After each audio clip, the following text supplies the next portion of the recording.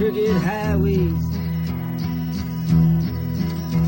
I stepped in the middle of 7-side forests. I've been out in front of a dozen dead oceans.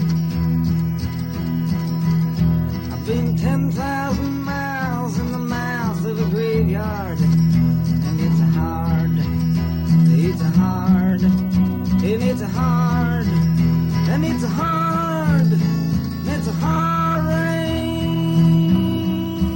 are gonna fall. And what did you see, my blue-eyed son? Oh, what did you see, my darling young one? I saw a newborn baby with wild wolves all around it. I saw a highway of diamonds with nobody on it. I saw a black branch with blood that kept dripping. I saw a room full of men with their hammers a-bleeding. I saw 10,000 talkers whose tongues were all broken. I saw guns and sharp swords in the hands of young children. And it's a hard, it's a hard, it's a hard, and it's a hard, and it's a hard rains are gonna fall.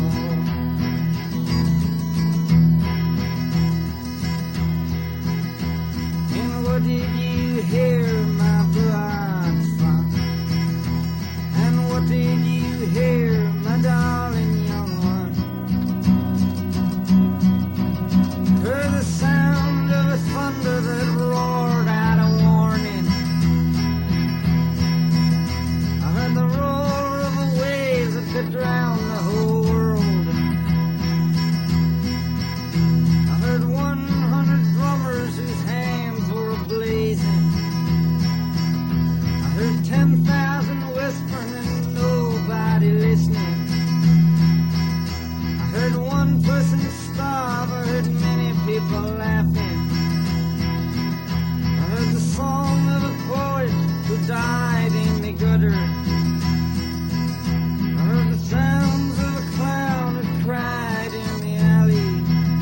And it's a hard, and it's a hard, and it's a hard, and it's a hard, and it's a hard rains are gonna fall. And who did you meet, my blue-eyed son? And who did you meet, my darling young one? I met a young child beside a dead pony.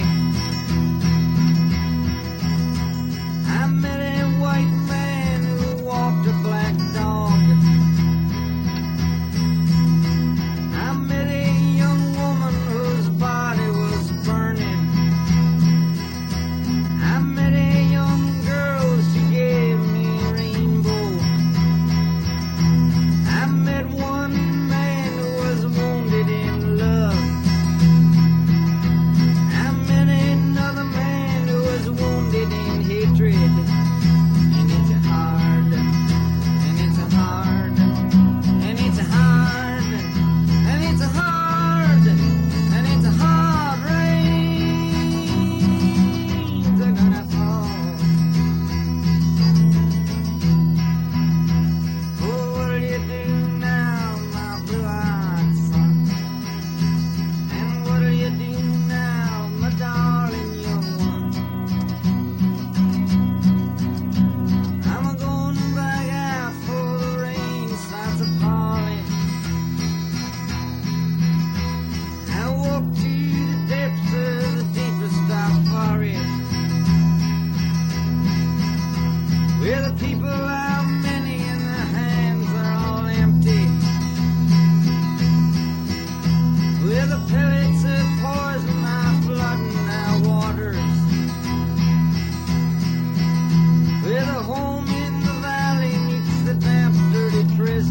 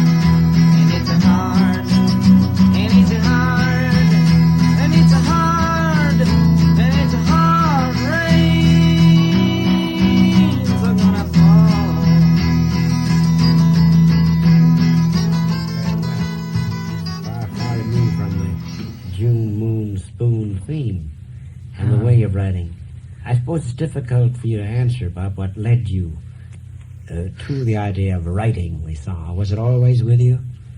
Well, it's always been with me. I can't really say, what led me to. I can only say that I look to do a lot of things,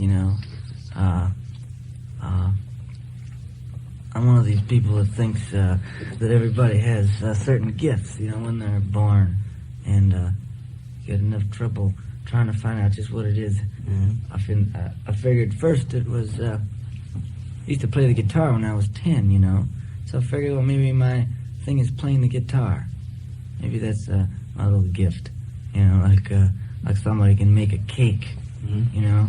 Or somebody else can saw a tree down, and other people write, and nobody's really got the right to say that any one of these gifts are any better than any other buddies, because they're all, you get them, that's just where they're distributed out, and everybody gets the same thing. And I ain't saying that this is exactly what my gift is. Maybe I got a better gift, but as of right now, I ain't found it yet. Good enough.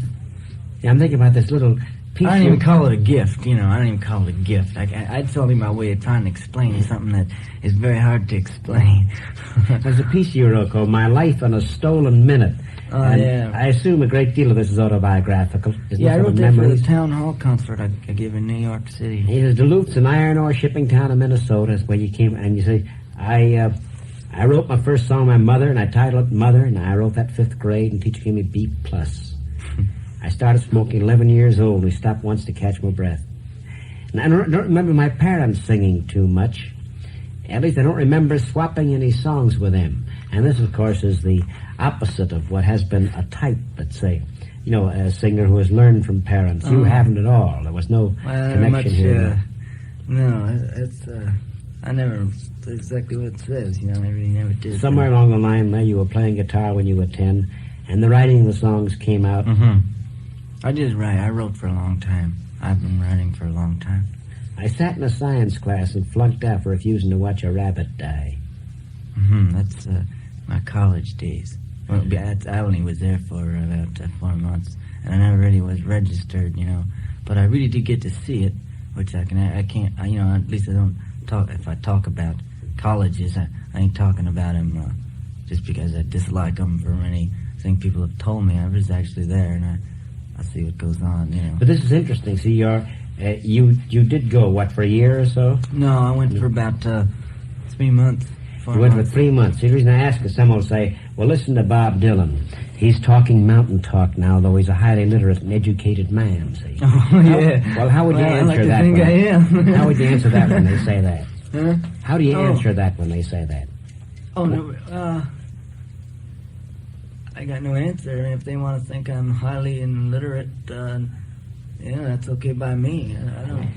Your feeling is you didn't have the education. But I thought maybe the fact that you find it easier for you to... There's no rule. It probably is just easier for you to express your feelings this way. Yeah. Just the way you're talking. I suppose the influence of a great many of the singers. Me a lot. Woody, perhaps. The fact that Woody, more than college... The 3 months was the big influence on you. Yeah, Woody Guthrie is perhaps the biggest influence. Did Woody hear you sing some of these songs? Well, every time I go sing any songs I wrote for Woody, he always wants to hear a song for Woody. Do you know that? He always wants to hear that all the time. There's no harm in that at all. Oh, no. The song for Woody, here's a case of a tribute of a young, and I use this term advisedly and properly, I think, young folk poet. He knew Bob Dylan. Tribute to an older one who has meant so much to him. Do you remember the words of that Woody song? Yeah, I do, but I never sing it. I made a point of mine. You don't sing it? I only sing it to Woody. Only I recorded it. Yeah, I recorded it. And, I know you recorded it, you see. You couldn't sing that now. No, I don't. Well, then we'll play that. We'll play the recording of that on some other date then. But coming back to you, Bob, I asked you a love song deliberately, specifically. So you sing about daily endeavors, as well as this big mural, this tapestry you put in the song. There's one that I heard you do called John Brown. But it's not about John Brown, God's angry man. It's not, you wrote, we think of John Brown, The original John Brown, saber down while fighting for the freedom of 3 million enslaved Americans. That's not the fella. This is true. I know. I say, this is the other. Now, there's another John Brown you sing about, right? Yeah, that's the one that is the true guy. This is the true John Brown, but there's the John Brown you sing about. Yeah, that's, the one I sing about is actually true. Oh, that's someone you knew? True, yeah. I didn't know him. No. I knew of him. Yeah, I knew him. Do you remember that song? Because that's a powerful one. I guess I do remember. Will you try that one? I'll try it. That's a powerful one. I know we're doing this program on the fly because it's you have to be elsewhere very soon, but I think in hearing you sing these songs, Bob, we know more about you as well as a result of what you're saying, too.